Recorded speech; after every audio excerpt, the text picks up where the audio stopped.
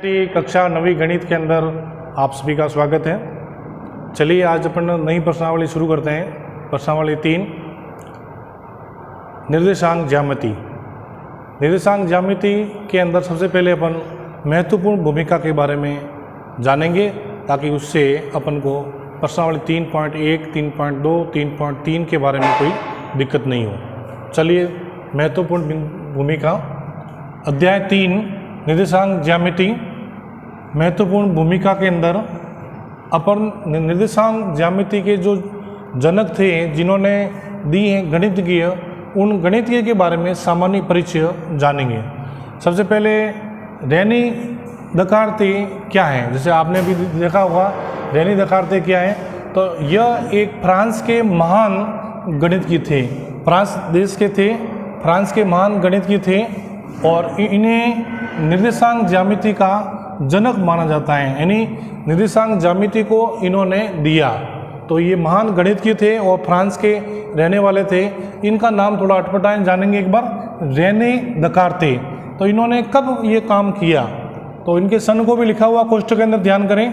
1596 से 1650 के तक इन्होंने कार्य किया, इनका कार्य क्षेत्र है। तो उस समय इन्होंने यह निर्देशांक ज्यामिति दी थी और इनको जनक भी इनको माना जाता है।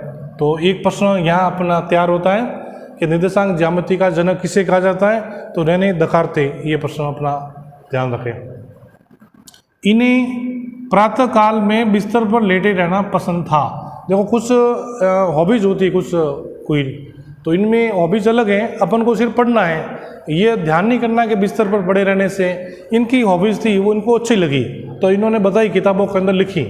तो इन्हें सबसे अधिक क्या अच्छा लगता है, इन्हें प्रातःकाल बिस्तर पर लेटे रहना इनको बहुत पसंद था, बिस्तर पर। और ये कहते थे कि भाई बिस्तर पर पड़े पड़े चिंतन किया जा सकता है, तो इन्होंने किया। यहाँ देखिए आगे पढ़ते हैं। इन्हें प्रातःकाल बिस्तर पर लेटे रहना बहुत पसंद था, परंतु इसका अर्थ ये नहीं ये आलसी नहीं थे। इसका अर्थ ये नहीं कि वो आलसी नहीं थे, लेट उठते थे, ऐसा नहीं है, पर इनको पसंद था। अब इनका मानना था कि बिस्तर पर पड़े पड़े ही चिंतन किया जा सकता है। इनका मानना था बिस्तर पर पड़े पड़े लेटे हुए भी कुछ चीज़ों का चिंतन किया जा सकता है। तो इन्होंने एक चिंतन किया वहाँ। इन्होंने एक तल में एक बिंदु की स्थिति का निर्धारण करने में संबंधित समस्या का हल ढूंढ निकाला। तो इन्होंने एक तल के अंदर समस्या का हल निकाला। तल का मतलब ग्राफ का फेज। इसमें प्रयुक्त पद्धति को रेने दकार्ते के नाम में सम्मान के अंदर इनके नाम के आधार पर इन्हें कार्तीय पद्धति भी कहा गया। ये कार्तीय पद्धति है जो इन्होंने ग्राफ के पेज के अंदर, एक पेज होता है इसको तल बोलेंगे, इसके अंदर समस्या का हल ढूंढ निकाला। तो इनके नाम के आधार पर ही कार्तीय पद्धति के इनके सम्मान के अंदर कार्तीय पद्धति नाम दिया गया। अब इन्होंने ग्राफ के पेज के अंदर क्या बातें बताई। ग्राफ के पेज सबसे पहले इन्होंने 4 बातों पर विचार किया अधिकतर। पहला बिंदु है ग्राफ, इसके बाद ग्राफ के अंदर निर्देशांक बताए इन्होंने, फिर मूल बिंदु की जानकारी दी और कार्तीय तल के बारे में जानकारी दी। इन चारों के अंदर अनेक परिभाषाएं भी साथ में सबमिट होती हैं। चलिए साहब, अब सबसे पहले इन्होंने जो 4 बातें बताई, पहली बात को अपन सीख रहे हैं ग्राफ। अभी आप सभी जानते हो ग्राफ का पेज किस प्रकार का होता है। ग्राफ की कॉपी होती है, तो ग्राफ की कॉपी को अपन 4 भागों में बांटते हैं। तो इस प्रकार से बांटेंगे, 4 भागों के अंदर बांटेंगे ग्राफ की कॉपी को, या तल बोलेंगे इसको। ये अपन ने पहले से लाइन खींची हुई है, आपको जानकारी है। अब 4 भागों में बांटने के बाद में इन्होंने बताया, रेने दकार्ते ने, कि भाई इनके अक्ष जो होता है, दोनों अक्ष हैं, ये एक्स अक्ष है और वाई अक्ष है। इन्होंने बताया ये एक्स अक्ष, एक्स बोलेंगे इसको, और यह है एक्स, ये वाई डैश अक्ष। यह एक्स अक्ष होता है पूरा सा, और ये पूरा वाई अक्ष होता है। इन्होंने 2 बताए, 2 अक्षों के समांतर 4 भागों में इसको बांटा गया। तो ये वाला पहला भाग कहलाएगा प्रथम चतुर्थांश, इसका नाम दिया। 4 भाग बनाए तो इन्होंने एक्चुअली नाम क्या दिया, तो प्रत्येक भाग का एक नाम दिया, उसका नाम है चतुर्थांश। चतुर्थांश का मतलब 1/4 भाग, इसका नाम, इसके नाम से ही तात्पर्य है। तो चतुर्थांश नाम दिया। तो इस तरफ वाले को बोला प्रथम फिर इसके पड़ोसी को बोला द्वितीय चतुर्थांश, और इसके नीचे को बोला तृतीय, और इसके बाद जो लास्ट में बचता है चतुर्थ बोला। 4 चतुर्थांश के नाम दिए, प्रथम, द्वितीय, तृतीय और चतुर्थ। इन्होंने चिन्ह भी बनाए। प्रथम चतुर्थांश के अंदर वही निर्देशांक आएंगे प्लस और प्लस के, यानी कहने का मतलब पहला जो कोऑर्डिनेट आएगा वो प्लस का होगा, दूसरा भी प्लस का होगा निर्देशांक के अंदर, और इसके अंदर पहला होगा वो माइनस का होगा, दूसरा बिंदु होगा जो प्लस का होगा। इसके अंदर देखिए माइनस, दोनों ही माइनस के होंगे, इसको आमने सामने भी समझा जा सकता है, ये भी दोनों प्लस के हैं, उसके सामने वाले ये दोनों ही माइनस के होंगे। तो याद करने का इसी प्रकार की तरीका है। फिर इसके बाद में इसको देख कर ही पता, इसमें सबसे पहले माइनस आ रहा है, इसमें सबसे पहले प्लस आएगा और उसके बाद माइनस। तो इस प्रकार चिन्हों के बारे में इन्होंने जानकारी दी। एक और जानकारी दी इन्होंने, चलिए इसके लेते हैं पटरी, देख लीजिए। इन्होंने 1-1 सेंटीमीटर की दूरी पर एक एक बिंदु रखा। ये देखिए पटरी है, तो 1 सेंटीमीटर की दूरी पर इन्होंने, जैसे आपके पास ग्राफ है, ग्राफ के अंदर लाइनें खींची हुई है, अब मेरे पास ग्रीन बोर्ड उसमें लाइनें नहीं है, तो इसलिए मैं पटरी काम में ले रहा हूँ। 1 सेंटीमीटर पर ये बिंदु, ये 2 सेंटीमीटर पर, थोड़ा पास पास आ रहा है, दूर कर लें, 2 सेंटीमीटर पर और 3 सेंटीमीटर पर ये बिंदु किए। स्केल पट्टी की सहायता से ये 1, ये 2, 3, आगे ले लें, इसमें 4 तक ले लीजिए, इधर भी ले लेंगे ये 4 तक, 1, 2, 3 और इधर वाला 4 ले लेंगे, ये 1, 2, 3, 4। इसी प्रकार से लेंगे इसमें 1, 2, 3, 4। पटरी से पास में आ रहे हैं, थोड़े दूर दूर लिए, ये 1 माइनस का, 2 माइनस के, 3 माइनस का, 4 माइनस के। इस तरफ भी लिए अपन ने, दूर दूर लिए थोड़े से, ये 1 माइनस का, 2 माइनस के, 3 माइनस का, 4 माइनस का। अब आपको ये ध्यान ये करना है इसमें बातें, जैसे यह x अक्ष है, इन्होंने बताया x पूरा अक्ष है, ये पूरी लाइन है। x अक्ष का नाम बताया क्षैतिज रेखा। तो इसके अंदर क्षैतिज रेखा के अंदर जो उस तरफ थे राइट हैंड साइड वाले, इसको वो बोलेंगे मूल बिंदु। ये दोनों अक्ष यहाँ मिल रहे हैं, प्रतिच्छेद हो रहे हैं, और ये राइट हैंड साइड वाला उस तरफ प्लस के चिन्ह आएंगे और लेफ्ट हैंड साइड में माइनस के चिन्ह आएंगे। y अक्ष में ये ऊपर की ओर आएंगे आपके प्लस के चिन्ह और नीचे की ओर आएंगे माइनस के चिन्ह। अब इनके दूसरा बिंदु है निर्देशांक। निर्देशांक ये क्या होता है, तो निर्देशांक अपन देखेंगे, जो मान लीजिए यह 2 और ये 2 और 3, पटरी की सहायता से भी कर सकते हैं ये निर्देशांक। तो यह पहला जो बिंदु होगा x अक्ष वाला लिखा जाएगा, 2 पर मिल रहा है, ये 2, इधर ये 3 पर मिल रहा है y अक्ष में, कोमा 3। अब ये दोनों ही प्लस के हैं, देख लो, ये इसको बोलेंगे निर्देशांक। एक माइनस वाला देख लेते हैं। तो अब पहला जो आएगा बिंदु वो x अक्ष वाला होगा। अब इधर से मिला रहे हैं तो माइनस का 4 ले रहे हैं ये, और इधर ले लेते हैं ये 2 y अक्ष, x अक्ष पर ले रहे हैं -4 और y अक्ष में ले रहे हैं 2। तो इसके निर्देशांक कैसे लिखेंगे, पहला जो कोऑर्डिनेट आएगा वो x अक्ष वाला -4 है और दूसरा आएगा y अक्ष वाला वो 2। अब देख लीजिए, इधर पहला माइनस का है, दूसरा प्लस का है, ये होगी। इसी प्रकार इसके अंदर भी एक लिख लेते हैं, 3 और ये 2। तो पहला 3 और -2, ये दोनों ही माइनस के आएंगे, देख लीजिए इधर ये दोनों ही माइनस के आ रहे हैं। अब इस चौथे को, इसको भी कर लेते हैं, इसमें 3 ले लेते हैं और 3 ले लेते हैं। अब सबसे पहले लिखेंगे एक्स अक्ष वाला 3 प्लस का, और ये माइनस वाला वाई अक्ष पर 3। देखिए पहला प्लस वाला है और दूसरा है माइनस वाला। इस प्रकार इसमें निर्देशांक को समझा दिया इन्होंने। निर्देशांक ग्राफ भी बताया, निर्देशांक बताया, और मूल बिंदु यहाँ पर होगा ये प्रतिच्छेद दोनों एक्स और वाई अक्ष प्रतिच्छेद करते हैं, तो यहाँ वो बिंदु मूल बिंदु कहलाएगा। ये कार्तीय तल ग्राफ का पूरा तल है, इस प्रकार इन्होंने बताया। नेक्स्ट आगे पढ़ेंगे अपन महत्वपूर्ण बिंदु। पहला मूल बिंदु महत्वपूर्ण भूमिका के अंदर। अभी अपन ने ग्राफ के 4 भाग किए थे। प्रथम निर्देशांक, प्रथम चतुर्थांश, द्वितीय, तृतीय और चतुर्थ अपन ने पढ़े चतुर्थांश। तो उन्हीं बिंदुओं के अंदर जानकारी अपन ने दी थी, उसको दोबारा एक बार नोट्स के रूप में देख लेते हैं।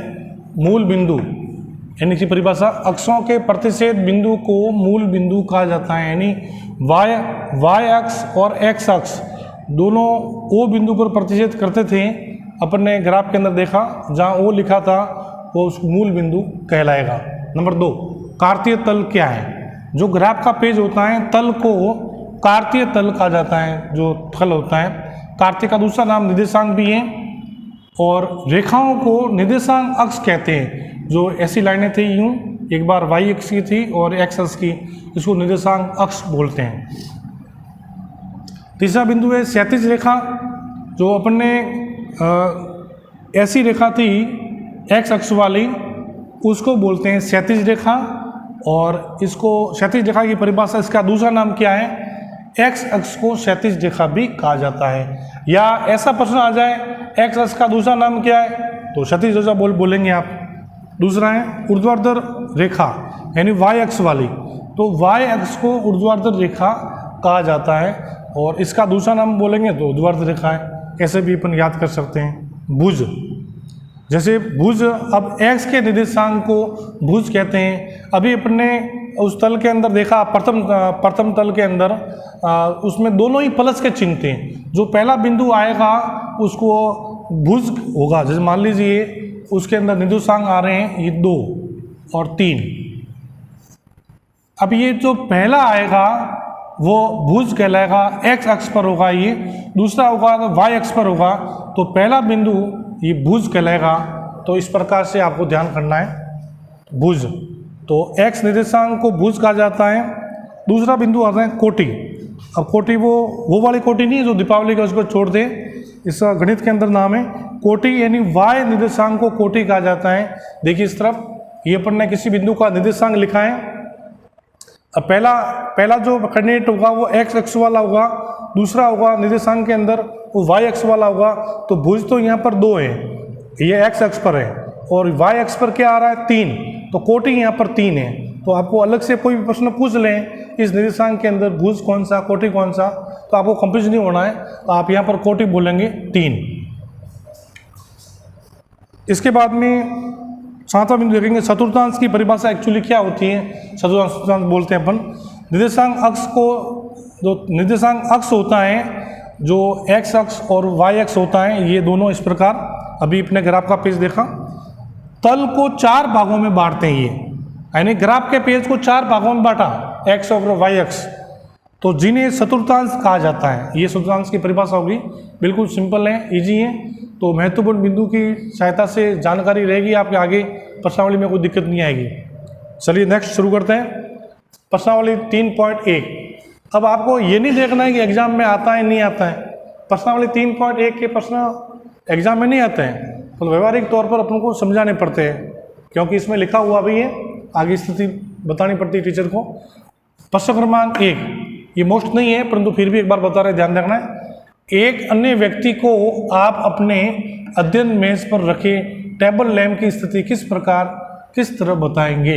यानी टेबल एक है जो कक्षा में टीचर पढ़ाते हैं, तो मेरे सामने टेबल पड़ा हुआ है, टेबल है, तो टेबल के ऊपर लैंप रखा गया है, तो लैंप की स्थिति बच्चों को अपन किस तरह बताएंगे, वो निर्देशांक ज्यामिति प्रश्नावली के अंदर निर्देशांक बिंदुओं की सहायता से आपको बतानी है। तो सबसे पहले आपको टेबल बनाना है, इसको मिटा देते हैं अपन। सबसे पहले टेबल बनाएंगे पटरी की सहायता से।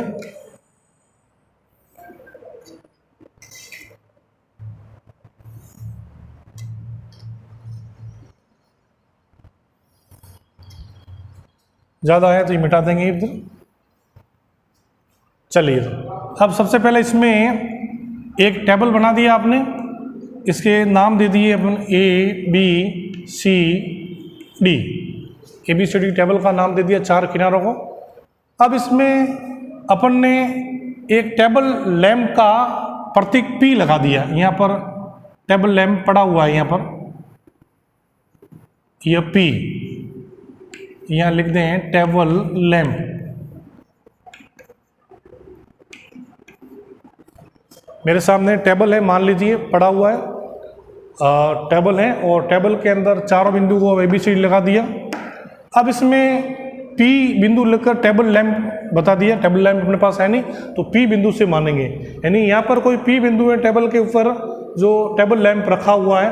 अब भैयाओं को स्थिति बतानी है तो इसमें किस प्रकार काम करेंगे, चित्रानुसार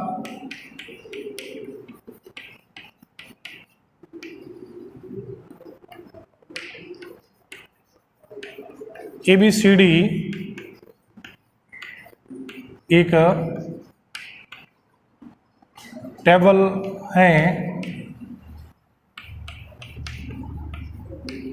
जिस पर P एक टेबल लैंप, बिंदी लगा दें, रखा हुआ है। टेबल लैंप P रखा हुआ है। ABCD एक टेबल है जिस पर P एक टेबल लैंप रखा गया है, ये P बिंदु है। अब सबसे पहले मानना पड़ेगा आपको, अब इस टेबल को अपन ग्राफ के अंदर लेके चलते हैं। ग्राफ का पेज आपने जाना हुआ ही है। अब इस टेबल को अपन ग्राफ का पेज में डिवाइड करेंगे। कैसे, जैसे आपको पता है कि ये वाली एक्स अक्ष कहलाती है, ये वाली क्षैतिज रेखा, और ये ऊर्ध्वाधर रेखा होती है वाई अक्ष कहलाती है। यानी ग्राफ का ये 1/4 भाग मान लेंगे, एक चतुर्थांश मान लेंगे टेबल को। तो इसमें सबसे पहले AB माना, AB बराबर एक्स अक्ष और यह AD बराबर वाई अक्ष। चलिए सब AB बराबर इसको x मानेंगे, x, और इसको मानेंगे वाई एक्स मानेंगे। अब दोनों को मान लिया। अब अपन पटरी लेंगे, पटरी की सहायता से इसको, जो ग्राफ का 1/4 भाग है टेबल है, 1 सेंटीमीटर पर अपन बिंदु लगाएंगे, 2 सेंटीमीटर बिंदु लगाएंगे और 3 सेंटीमीटर बिंदु लगाएंगे।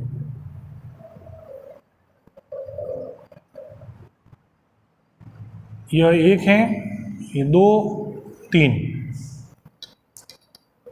इधर अपन ये 5 तक बैठ जाएगा, ये या 4 तक, 1 2 3 4, 1 2 3 4। अब अपन इसको मिलाएंगे, जहाँ पर P बिंदु रखा हुआ है ये 1 सेंटीमीटर पर अपन बिंदु लगा दिए, गिनती लिख दी 1 2 3, और यह 1 पर 1 2 3 4, सामने P नजर आ रहा है। आगे गिनती लिखने की जरूरत नहीं, आवश्यकता नहीं है अपन को। और इसको मिला देंगे 3 पर, 3 और इसको 4।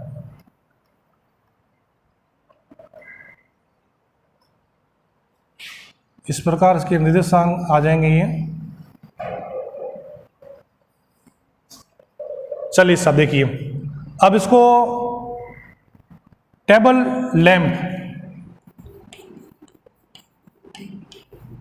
टेबल लैंप की स्थिति, बच्चों को लैंप की स्थिति बताएंगे।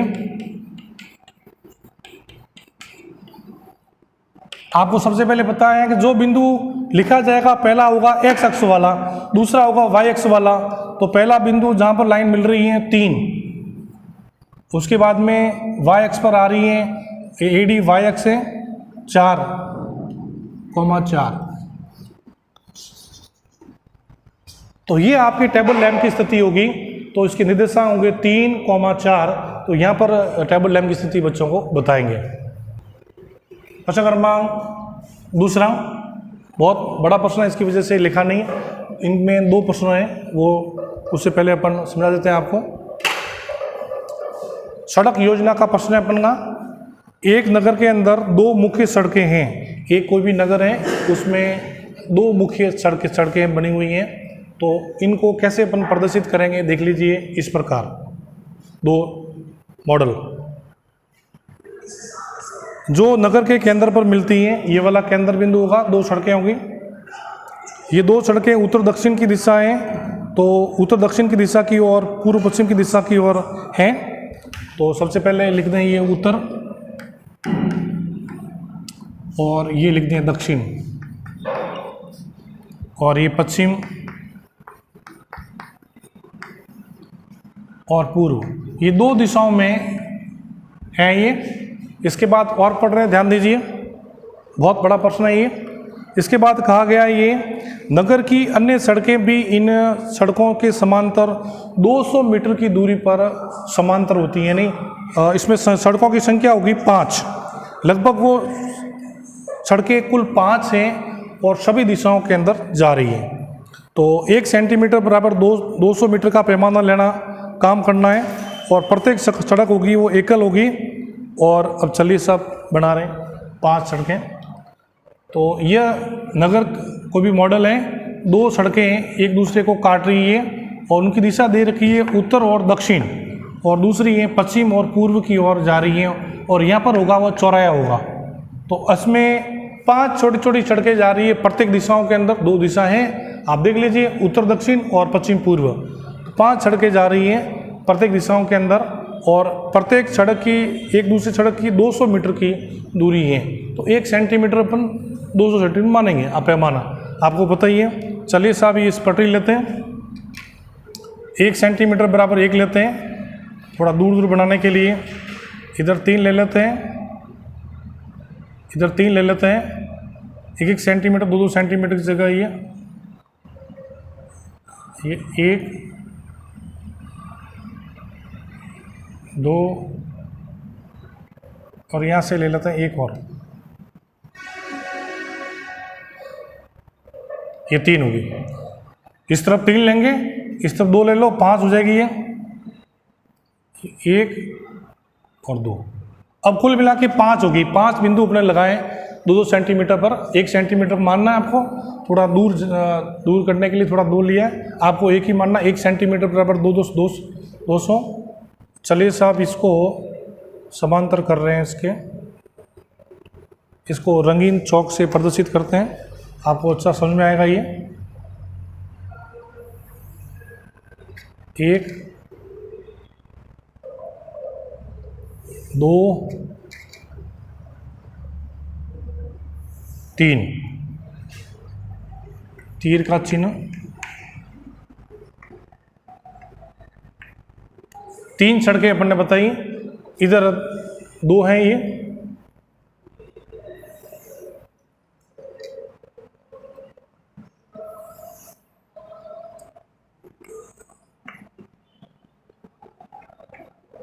चलिए साहब 5 सड़कें बना दी अपन ने, और इन दोनों के मध्य डिस्टेंस 200 मीटर का आएगा।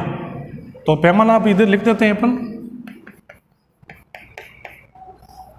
1 सेंटीमीटर बराबर 200 मीटर।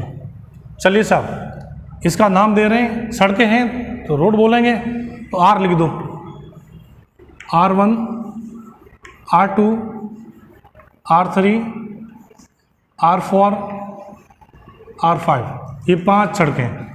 चलिए साहब इसने आगे और भी पूछा है कि भाई ये तो हो गया उत्तर दक्षिण दिशा, अब आपको पश्चिम पूर्व दिशा के अंदर भी 5 सड़कें बनानी है। चलिए साहब वापस लेते हैं, पटरी लेते हैं, ध्यान दीजिए, इधर 3 बना लेते हैं आपको। यह 1 2 सेंटीमीटर पर, और यहाँ से आ जाएगा 3, और इधर से ले लेते हैं ये 2। थोड़ा सुंदर बनाने के लिए 2-2 सेंटीमीटर ले रहे हैं, आपको 1 सेंटीमीटर ही मानना है। 5 डॉट बना दिए। अब आप इसको मिलाएंगे वाइट वाली लाइन से, ताकि अच्छा लगेगा अपन को। 1 2 और 3 और ये 4 और ये 5 सड़कें पश्चिम पूर्व दिशा की ओर अपन ने बनाई हैं। ये 5 सड़कें, 3 ऊपर की ओर हैं और 2 नीचे की ओर हैं। उससे कोई फर्क नहीं पड़ता 2 ऊपर हो 3 नीचे हो, ये आपको कंफ्यूजन नहीं होना है। तो इस प्रकार से अपन ने 5 सड़कें बनाई हैं। यह पश्चिम पूर्व दिशा की ओर चलती हैं और अब इसके नाम लिखने जा रहे हैं। R1, R2, R3, R4, R5। चलिए साहब, इसके बाद मैं उत्तर पुस्तिका पकड़ रहा हूँ, ध्यान दीजिए, आगे पढ़ रहा हूँ। इसके अंदर एक बात कही गई है, वो बात को पढ़ रहा हूँ। और इसके बाद बोला हुआ है,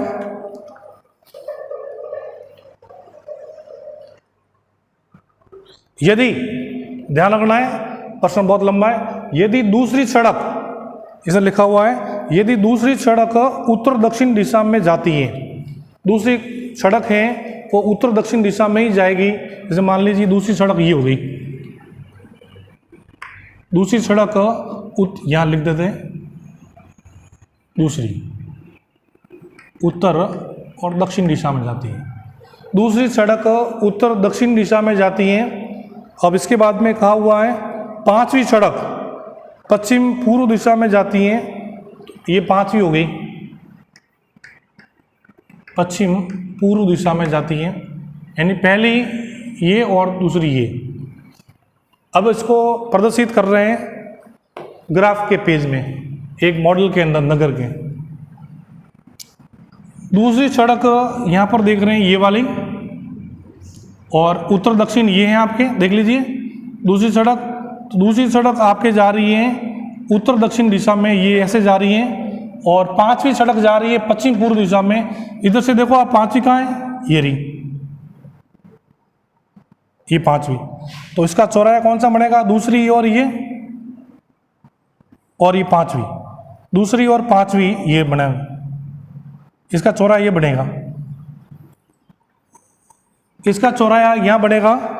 और इसको रंगीन चौक से बता देते हैं, इसका चौराहा यहाँ बनेगा और इसका निर्देशांक चौराहे का माना जाएगा। दूसरी और 5वीं सड़क का निर्देशांक 2 और 5, कोष्टक बंद। ये आपके दिमाग में अभी आएगा, ये भैया जी ने क्यों लिखा है, ये आपके प्रश्न के अंदर दिया हुआ है। प्रश्न की बात को ग्राफ के पेज के अंदर, नगर के मॉडल के अंदर प्रदर्शित किया। चलो अब अपन प्रश्नों का जवाब देते हैं। पहला प्रश्न ये है, कितनी क्रॉस स्ट्रीटों को 4,3 निर्देशांक के अंदर माना जाएगा। अब आपके दिमाग में आएगा, जो पहली सड़क होगी एक्स अक्ष वाली, ये पहली होगी, वो उत्तर दक्षिण दिशा को शो करेगी, क्योंकि इसके अनुसार ही मानना है, इसके अनुसार मानेंगे, प्रश्न में लिखा हुआ है। दूसरी सड़क होगी वो पश्चिम पूर्व दिशा की ओर जाएगी, और चौराहे के निर्देशांक अपन को बताने क्रॉसिंग के। चलिए सर, क्रॉस स्ट्रीट का मतलब। अब चलिए सर, पहला प्रश्न करने जा रहे हैं, कितनी क्रॉस स्ट्रीटों को 4,3 स्ट्रीटों में माना जाता है। चलिए, चौथी सड़क पहली है, तो उत्तर दक्षिण को देखेंगे अपन, 1 2 3 4, चौथी सड़क ये रही, ठीक है सर। इसके बाद में लिखा हुआ है 3, तो इसको मानेंगे पश्चिम पूर्व दिशा में, तो पश्चिम पूर्व दिशा ये होगी, तो 3 वाले 1 2 3, तो ये यहाँ से मिल रही है, ये यहाँ पर 3, 4 ये और 3 ये, यहाँ पर क्रॉसिंग हो रहा है, क्रॉसिंग स्ट्रीट चौराया।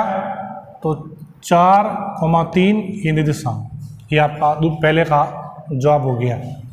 प्रश्न क्रमांक 2, कितनी क्रॉस स्ट्रीटों को 3,4 निर्देशांक में माना जाता है। चलिए, इसमें पहला जो होगा उत्तर दक्षिण दिशा शो करेंगे, दूसरा होगा पश्चिम पूर्व, ये तीसरी आ गई, ये 4 को ये आ गई 4, ये यहाँ, तो यहाँ पर ये चौराहा होगा ये, तो 3 4 निर्देशांक हो गया, 3 4, ये 3 मिल रही है 4 पर। इस प्रकार आप कितनी क्रॉस स्ट्रीटों का जवाब आप दे सकते हैं और चौराहे को आप बता सकते हैं। इस प्रकार अपन नगर का मॉडल के जरिए काफ़ी हैं। इसके बाद ये अपन पढ़ेंगे 3.2 प्रश्नावली।